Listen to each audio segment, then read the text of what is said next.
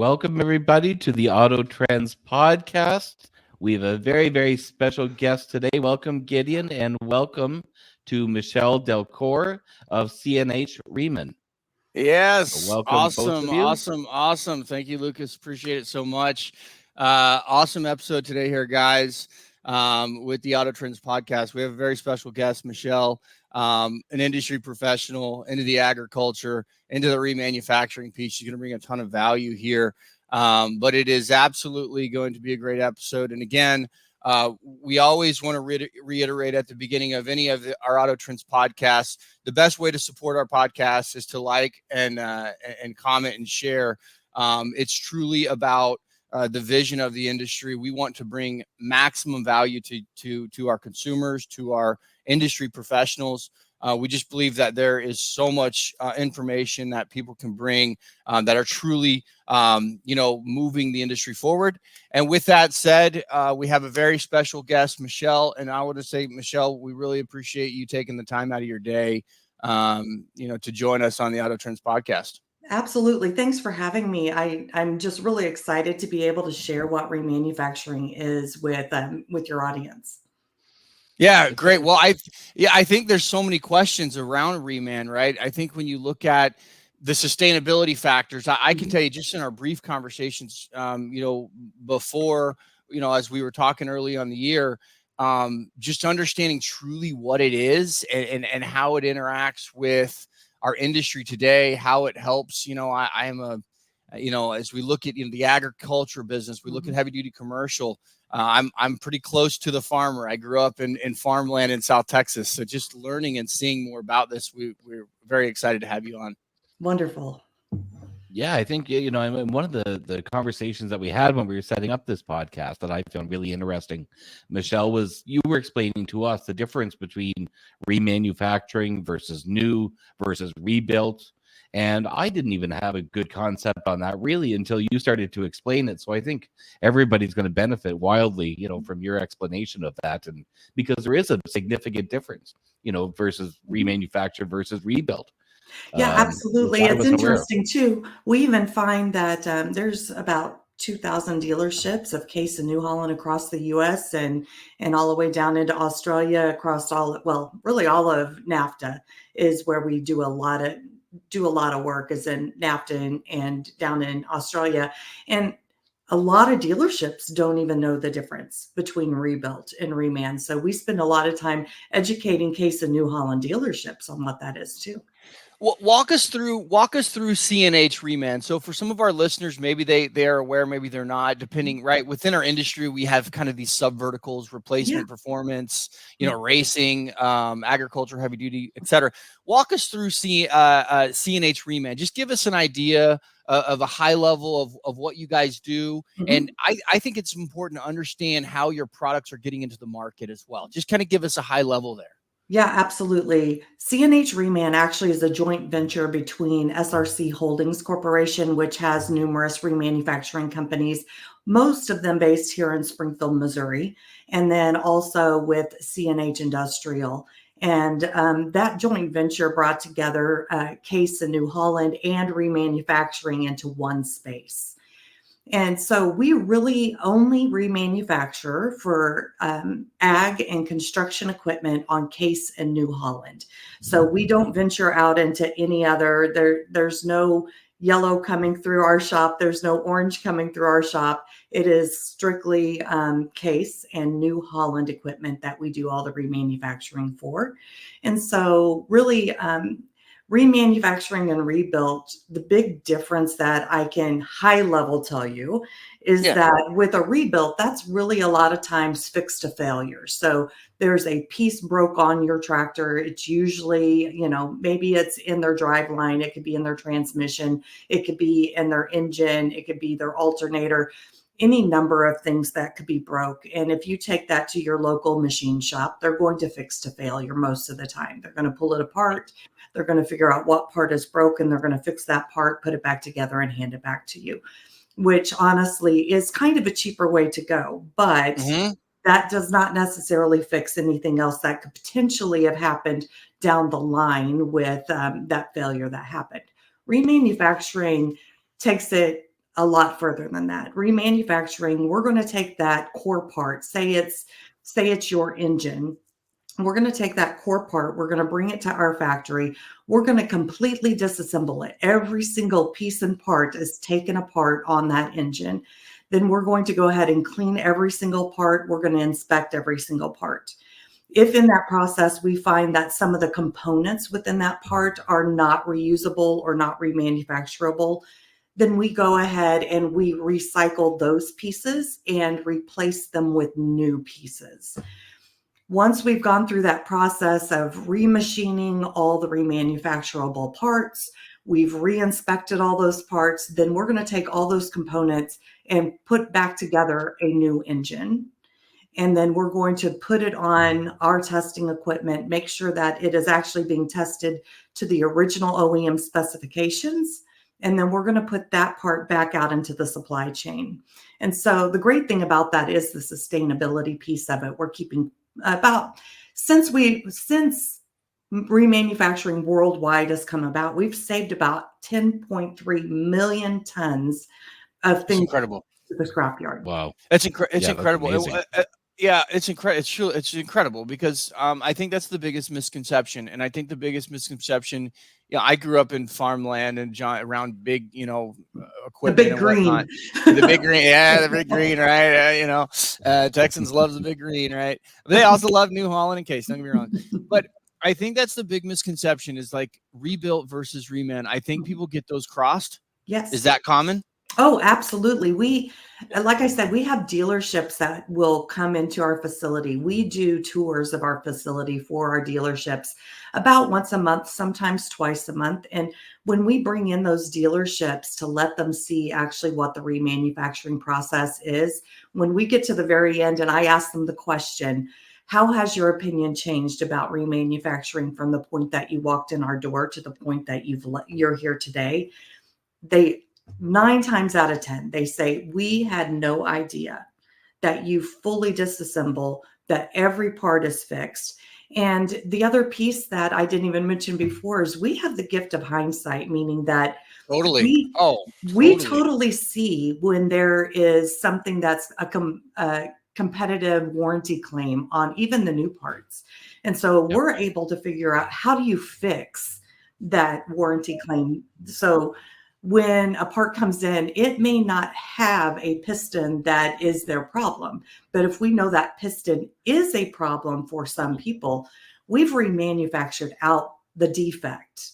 And so every one of those engines that come through our shop, whether it's broke or not for that component, gets that component fixed before it's remanufactured and put back on the shelf. Yeah, that's amazing. Because it's almost like they're getting a brand new engine or whatever the case may be. Yeah. Well, it's a look back. Yeah, it is. Yeah. I mean, think about it, and nothing against Case, New Holland, John Deere, Kubota, all of them. Every manufacturer across the board, when they're engineering something, there's always some kind of a defect that happens. I mean, tell me one car manufacturer that you've owned a car and it's not ever had a recall. Every car, everything that has a motor has a recall at some point, right? Well, they're assembling the best product that they can possibly, build, right? That's what automakers, that's what tractor manufacturers or whatnot do. They're manufacturing the best product, but and that's what I think is probably the most intriguing part about remanufactured is that you guys have the ability to look back at historical data, make corrective action. Take action, put the product back into the marketplace. Not only are you driving sustainability, right? Landfills, leveraging best practices, but you're also you're in the business of the farmer, right? Like you're driving costs down, you're giving them a better product. It's a winning formula all the way around. It is, because really, when you think about it, farmers, every penny counts, just like with any 100%. Business. A business is a farmer just like any other business. 100%. And every penny counts. If we can lower the cost of ownership for one of their pieces of equipment, wouldn't you want to be able to do that? Absolutely. And these things have to be reliable. You know, Yes. when they get fixed, they have to work. They can't Yes. have massive amounts of downtime. So No. maybe manufacturing, somebody may spend a little bit more time, you know, or spend a little bit more money bringing it back to be remanufactured versus repaired. But again, they're getting essentially that new part back fully fixed. So in the long term, you know, they're not going to have to spend more downtime again, whether it be on the farm or wherever it is, you know, having to repair that engine again. That's like Right. a brand new engine coming back, and it's a cost savings in the long run. It is. And we really stand behind our product. For Yeah. a CNH Reman product, if you doesn't matter what product is rolling off our shelf, every one of those roll out with a 2-year warranty. New Right. products, if you buy a brand new engine from Case or from New Holland, that new engine only has a 1-year warranty. Now, let's back it up even further to the machine shop. Is the machine shop going to give them a 1 or a 2-year warranty on that fix to failure? Probably not. No, because it's rebuilt. Because you're only. It's like what is the old saying? You're as strong as the weakest link. That's exactly right. You know, and that's one thing that I'm most intriguing. Now, let me ask you this, Michele. Like, and I don't know why this is intriguing to me, but cores and products that are coming back to your facility. So obviously you guys have a great relationship with Case and New Holland are you guys like a core vendor, or how do you get the products back into your facilities to now remanufacture them? Yeah, CNH has this great program where they can send the core back in. That core comes into one of our sister facilities for SRC. And so it's actually SRC Logistics is where our core lands. And so when a farmer or construction worker, they have a broken part and they need to get a remanufactured part, what ends up happening is the dealership sells them one that's on the shelf. So they're not waiting for that part to come back. They're just waiting to be able, if they don't have it stocked on their shelf, is it in our depot? And then the depot sends it back over to the dealer, which is usually within 2 to 3 business days if they don't have the part on their shelf. Like the large parts, obviously most dealerships don't have the room to keep a full engines that for all of them, but they can order that engine from our depot. But then that core is handed back to the dealership. That dealership then turns around and sends in that core to CNH Reman so that we can turn around and put it back in the depot for the next time somebody orders that engine. Oh, fantastic. That's incredible. Yeah. So that sounds like you can turn around things fairly quickly then. You know, so if somebody does bring this problem, you know, it's not they're going to have a whole pile of downtime. It sounds like you guys have the processes and everything in place that you can really get it turned around as quickly as possible and get it back up working again. Yeah, because that's one of our core things is we want to reduce the downtime for the farmer, and we want to make sure that we can extend the life of their equipment. I mean, 100%. if you think about would you rather spend, like, let's just go with a Case Magnum 310, 300 horsepower tractor. That's a really big tractor, and it's a big dollar sign to be able to go buy a new one. So let's say your engine went out in that tractor, that 310. At that point, your choices are fix it, buy a used tractor, or buy a new tractor. Well, that new tractor is going to cost you over $600,000. Yeah. That new tractor is probably still going to cost you somewhere in the price range of 2 or more. Well, if you can get a remanufactured engine out the door for 50 to 60, which is more appealing? Wow. Right. Absolutely. No, well, absolutely. And I go back and I look at first off the misconception around rebuilt, right? That's fixed to failure. So you're going to have a failure there. Reman is completely, fully reassembling and evaluating the entire thing. Having a look back, right? What was fail? What has been failing? And you're almost like rebuilding it based on data as well.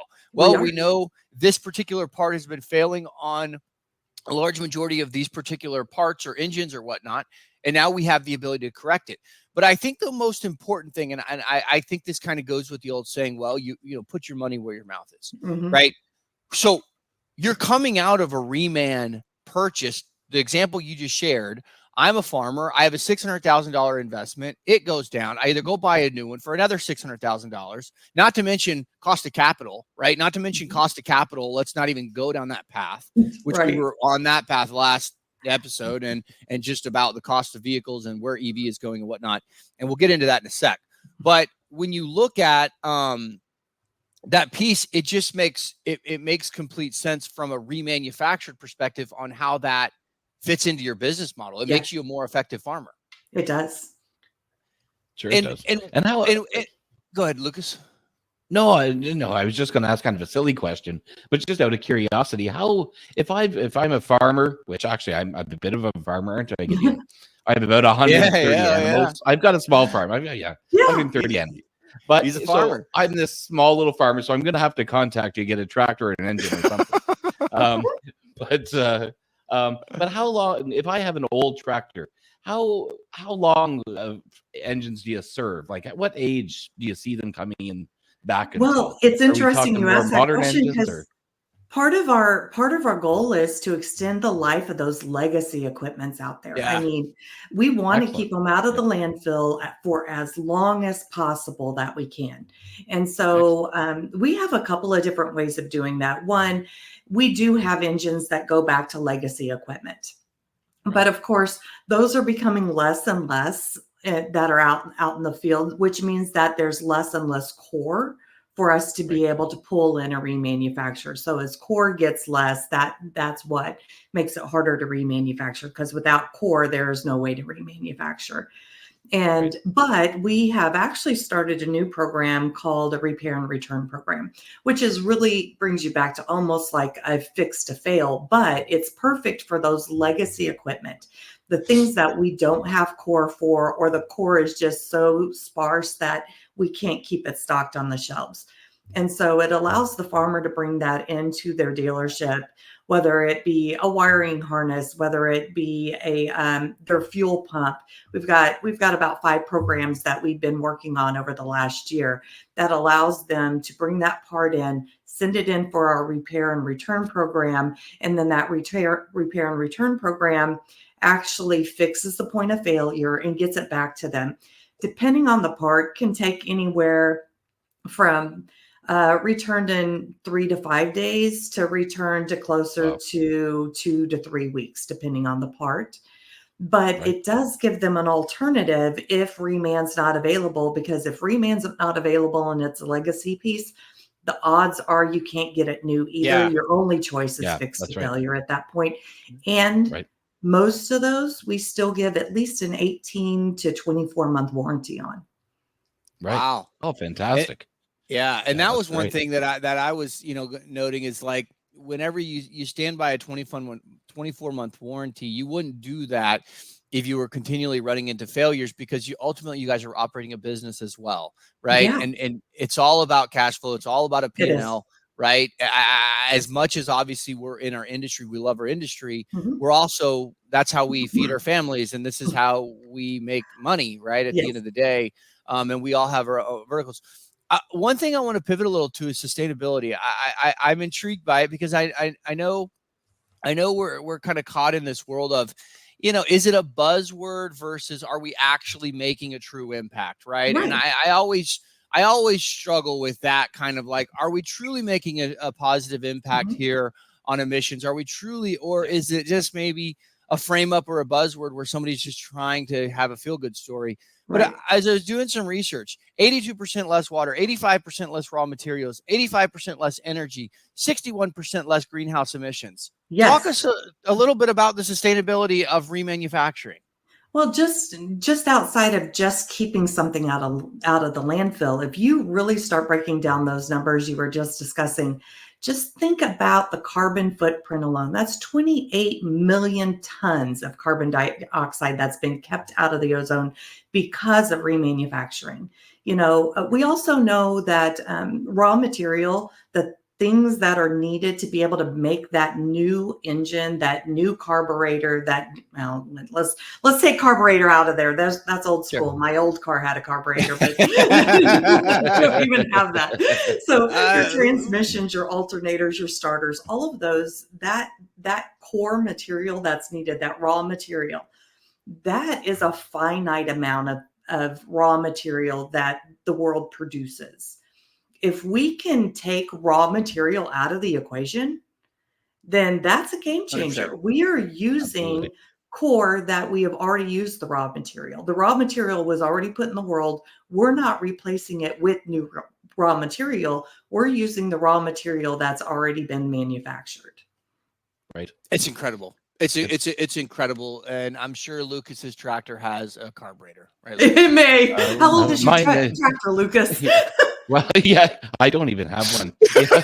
Yeah, I It's all my guarantee legs, you that actually. our product My managers legs. are laughing at me right now going, shit, Michelle, tractors don't have carburetors any longer. Yeah.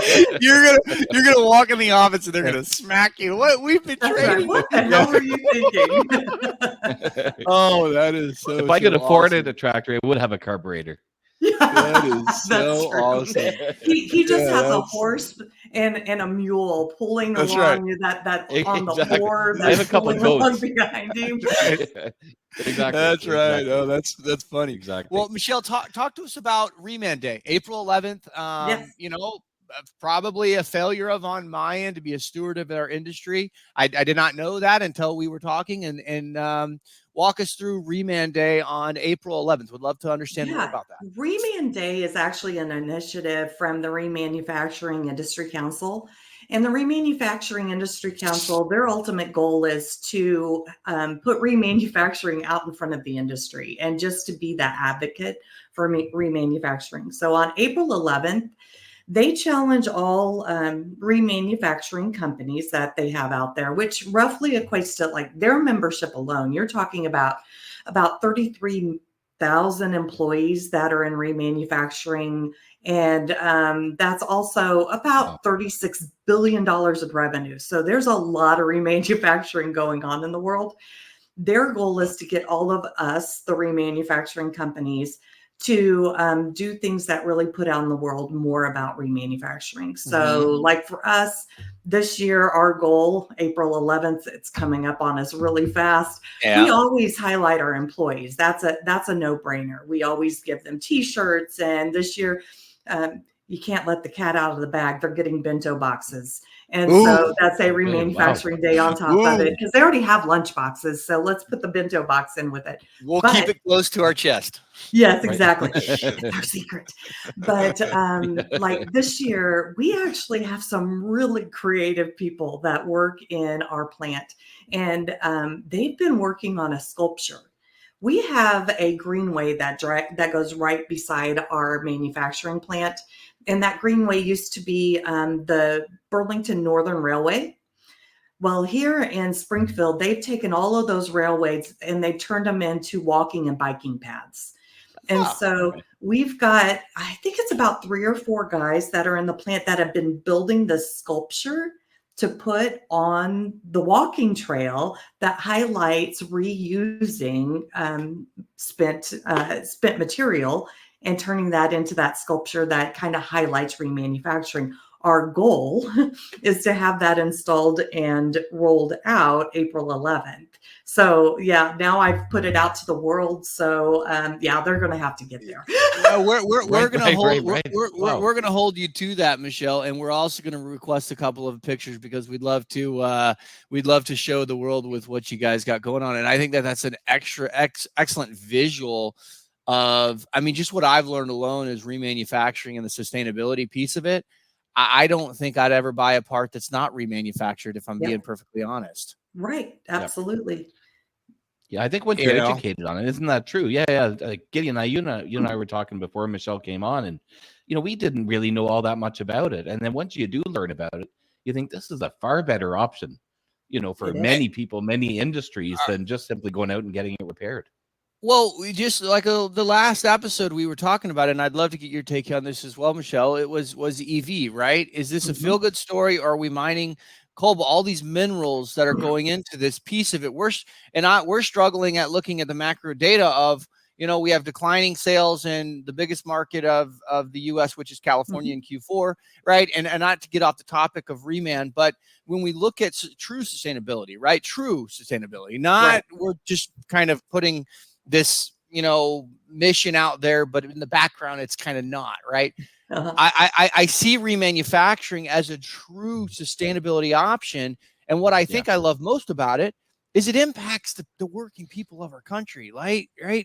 Exactly. The farmers, the industrial folks, the people who, you know, a $600,000 machine is a $600,000 machine. And when you have other options, and then not to mention when you look at all of the other pieces that are helping to support the mission of our goals and objectives, Yeah. it becomes a no-brainer. Right. Rebuilt, fixed to failure, right? Okay, we Mhm. understand that. Remanufactured, completely stripped. We're now taking the raw materials. We're not having to go back into the world and pull more raw materials out. Yeah. We're pulling them together, creating also the look back, right? The look back on data and saying, okay, we know that this part is a common failure, right? Maybe it's not a failure on this particular item, but we're going to go ahead and remove it anyways because we know we are looking ahead and we know there's high probability that it will fail. Right. Therefore, you're getting the farmer a new piece of equipment. Their uptime is better. We know just as much as anybody, those big machines that farmers and industrials are using, if they're not running, they're not making money. Yeah. And don't get me wrong, I'm completely excited about where EV can go. You know, it's like Case and New Holland are Yeah. both working on EV options for farmers. Large construction equipment, it fascinates me seeing the large construction equipment out there that Yeah. are run on EV. And you're like, holy cow, Yeah. how is that even possible? Absolutely. Do just personally, this set CNH aside. Personally, Yeah. I do have concerns on EV about where we are with the infrastructure. Are we as far with the infrastructure as we need to be able to support EV? That's Yeah. my big concern. But do I feel that we have the opportunity to get there? Yes, I do feel Yeah. we have the opportunity to get there. And When you look, go ahead, Lucas. Sorry. no, I was just going to say, Gideon, that's exactly what we talked about the last time. You know, regarding the EV stuff, you know, because Michelle, I don't know if you've seen the last episode or not, but you know, I lived quite a few years in the Middle East, and I've Mhm. got a house in the Philippines and lived there quite frequently. So, but if I had an EV in the Philippines, I mean, it would be completely useless. I couldn't go anywhere. You know, the Yeah, infrastructure is just not there. right. Now it is, you know, getting more so there in the Middle East and stuff like that. Obviously, there's a little bit more money in those areas that can afford that sort of infrastructure. But in the poorer countries or whatnot, you know, in Mhm. Southeast Asia, it's going to take the time to have that infrastructure. And Yeah, including, you know, I'm Canadian, you know, originally, but even in Canada, in the US, you know, it does take time, you know, it to does. build that infrastructure to make it practical. So I said to Gideon, you know, we discussed the last time, I think that's the challenge now. Mhm. And I think we'll see within the next 12 to 24 months, Yeah. you know, it's a nice feel good story to buy these cars and whatnot, but is it practical? You know, Right. I think is ultimately what matters. Well, Yeah. and Michelle, I would love. So when you look at the industrial piece, where do you think that EV is? You know, obviously, you know, your rigs and right EVs. It's all coming. I think every whether you're automaker and industrial equipment manufacturer, that's obviously a part of your R&D, right? That's a part of what Right. you're building. What walk us through EV and the heavy equipment, that big machinery. I mean, because there so much goes into it, right? A lot Yeah. of horsepower is needed. Yeah. What is happening on your world with EV? I mean, where do you think that's going, and what do we have a time frame? Well, that's a really good question. I know that Case and New Holland have already started rolling out EV equipment. And so honestly, I don't know a ton on the new side. I mean, Yeah, we really deal in the remanufacturing part. And sure. so for us, that means that we start to dive more into EV batteries. Or is there a way that we can start to recycle those batteries That's so it. that we can save those from going to the landfill? That's really where remanufacturing comes in.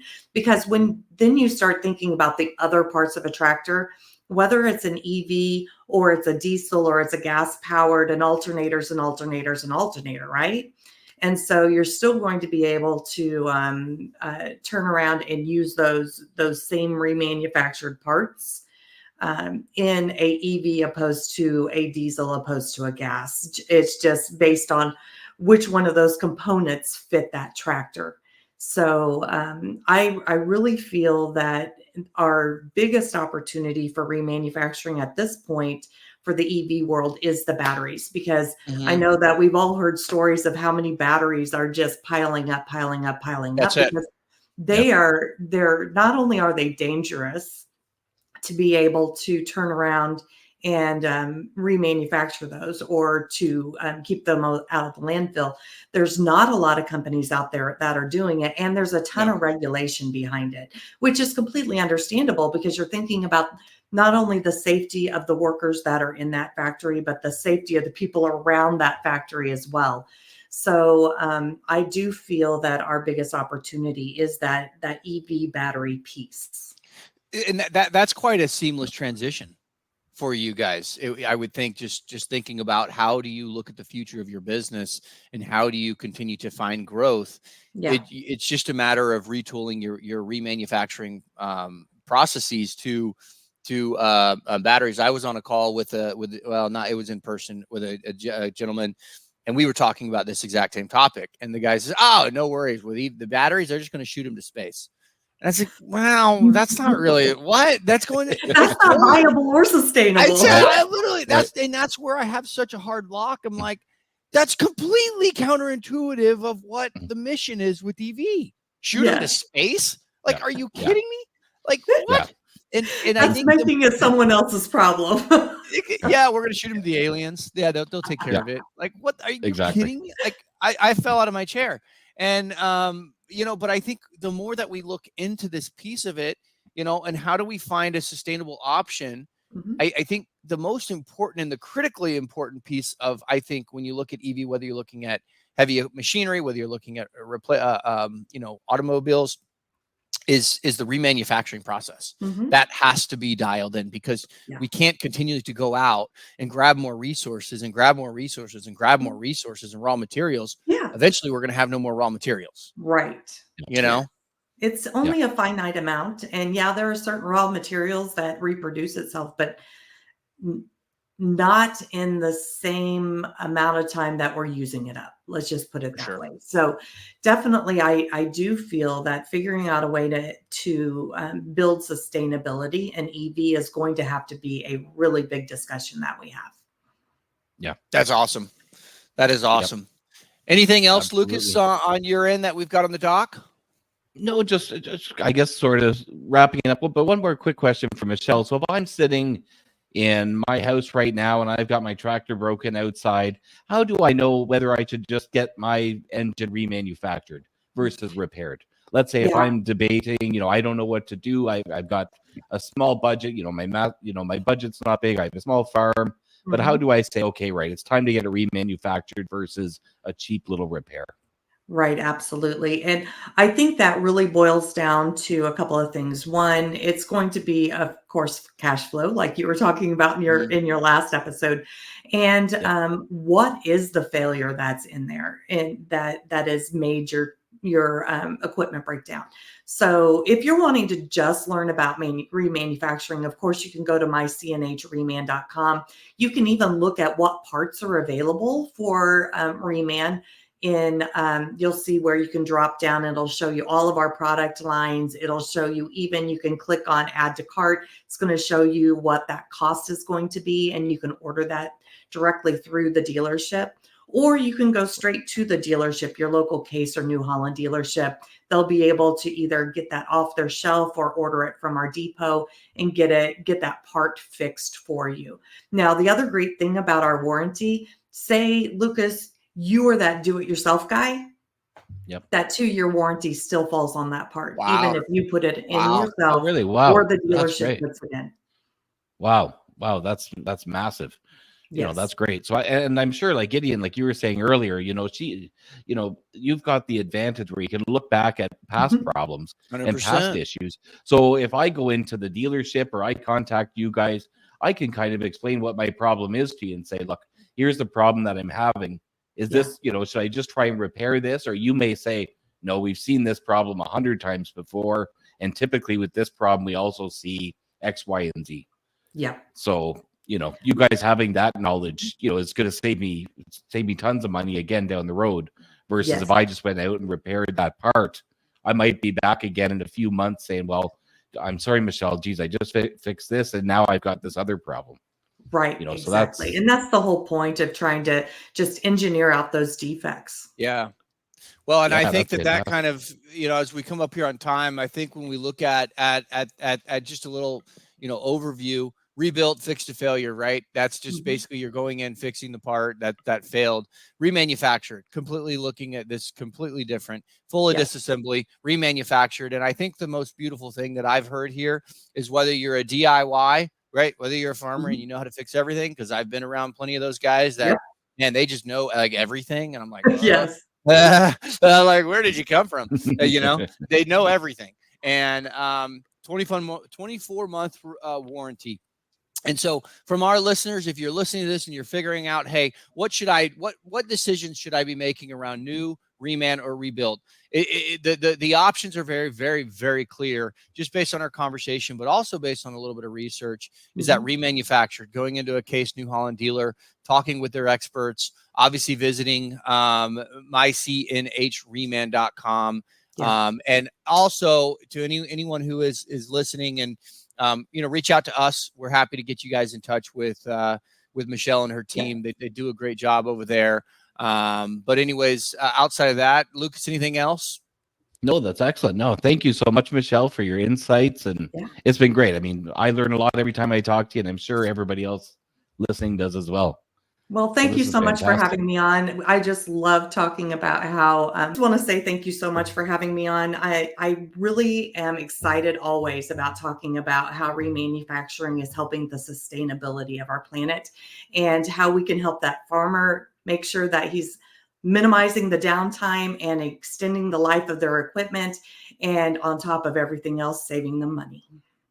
That is awesome. Right. I'll send you a message as soon as this podcast is over. I'll be sending you a message about a tractor. That sounds great. That's right. Michele, thank you so much. We truly appreciate it. And just supporting the mission and the vision for our industry and what it means. It really means a lot to us.